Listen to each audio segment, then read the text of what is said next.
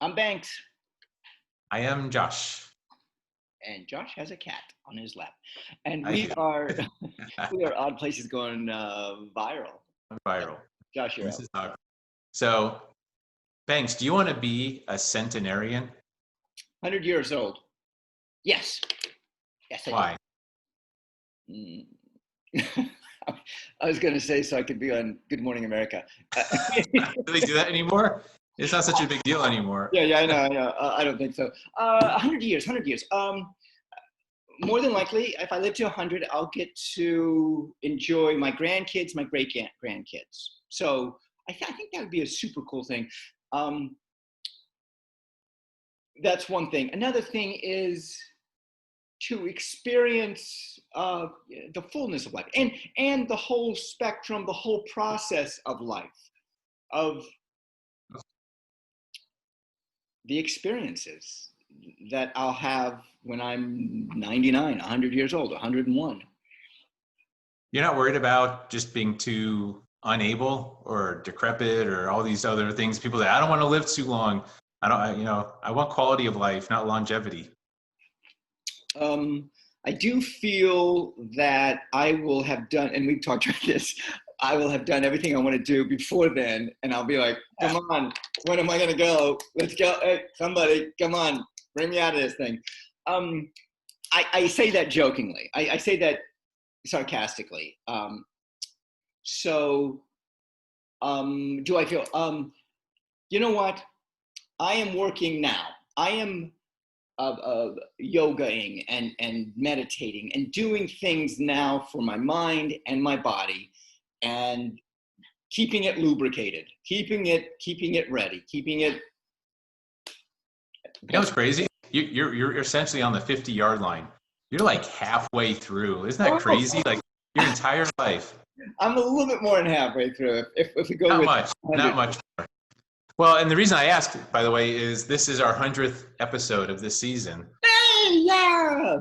So we're actually the odd places is a centenarian in terms of episodes. Wow. Yeah. My God, we're doing this. We've been doing this quite a long time. Yeah, not too bad, huh? I, By the way, I'm planning on living till at least 169. all right. I don't know why. It's 13 squared. It just sounded like a good number. And I think at that point, I'll decide what to do from there. I don't plan on dying at 169. I just plan on reassessing my life and figuring out different goals. And then anything beyond that's gravy. Okay, reassessing. You just said reassessing. Yeah. Do you reassess your life every day? No, I wouldn't say every day. I would say occasionally. But Okay. no, I wouldn't say every day. A week, 6 months, 9 months, a year, 2 years, 5 years. I mean, 169 is when you're going to reassess your life. That will not be the first time you've done it. No, certainly not. So But that will be. how often do you reassess your life? I'd probably say maybe once a month. Probably once a month. I'm looking back because that when the calendar changes, so when it goes from June to July, I'm like, what happened to June? What did I do? What did I accomplish? Am I on track? What do I need to change? So I do start asking myself those questions. It's not a formal process. It's just more of how I think. I began being in the process recently, and this was with my standing on my hands for 1 minute a day. Yeah. 6 days a week, and I realized that if I stand on my hands, while I'm standing on my hands, I think to myself, I am in the process. What do I feel? What is this body of mine doing? Oh my God, my neck is a little sore. Maybe if You're present. Yes. Being in the process of living. Wow. Yeah. I'm just thinking, but doing that for 100 years, that's like solid. That takes no. Wow. I wonder, I'm going to just stand on my hands a minute a day until I can't do it anymore. I'm just going to, what the hey, just do it. Well, you have to. I believe in the user loser principle. So if you keep doing it, I think you'll still be able to do it. It's that day when you stop and then you're like, I'll pick it up again next week. And then all of a sudden things start breaking down and then you can't do it anymore. I think that's why people get old. Yeah. I don't think 100 is old, by the way. I want to put that out there. I don't think 100 years old is old at all. All right. I have found that for the last 25 years, I've been stretching yoga. I call it my 7-minute yoga. I'm up to 12 minutes now, so I'm really moving on. and I realize that I am stretch-wise, limber-wise, flexibility-wise, I am probably in the best shape that I've ever been. In high school and college, I ran. After college, I triathleted and stuff like that. And I was never as limber as I am now. Right now, I am like the most flexible that I've ever been.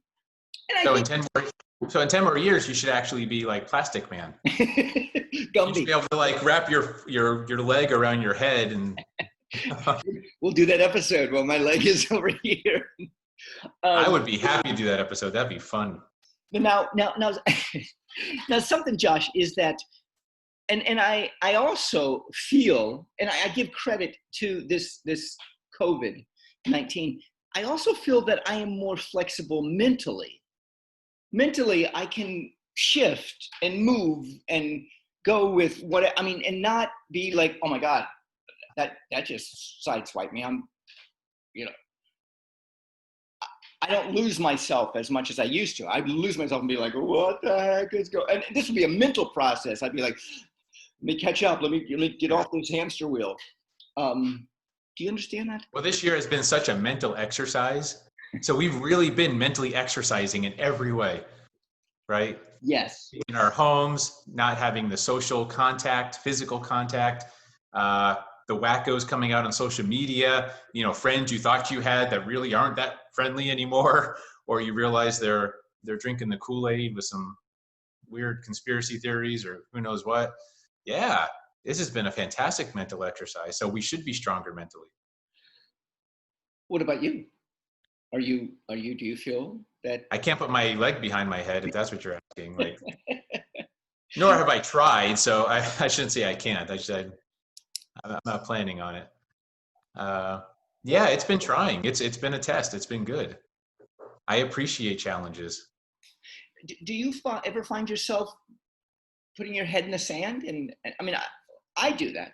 I'll see bad news and be like, I don't want to, or I'll watch a movie and it just goes into a negative place. I'm like, no, I'm getting out.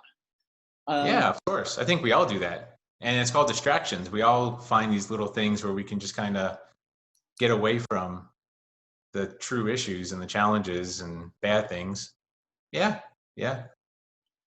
Of course I do that. Are distractions, they're helpful because they get us away from, being in a state of mind that we're fight or flight, I guess.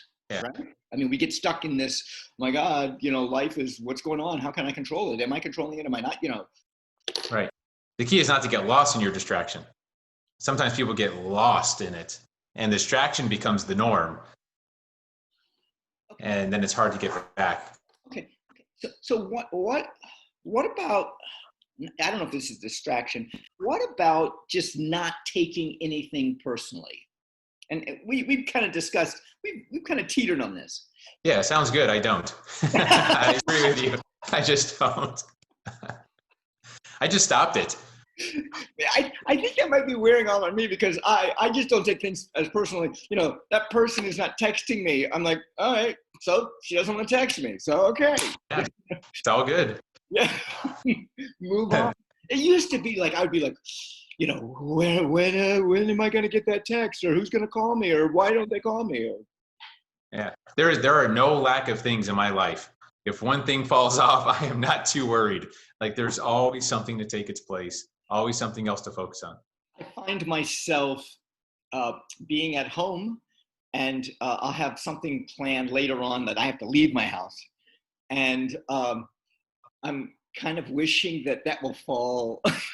Won't happen, so I don't have to leave my house. Which is, man, weird, isn't it? Isn't that weird when you're like hoping things cancel? Like, That's borderline hermit, that's borderline being by myself. I think it's good. I'm Josh. Sorry, Josh, I cut you off there, didn't I? That's Wanna right. finish? Good.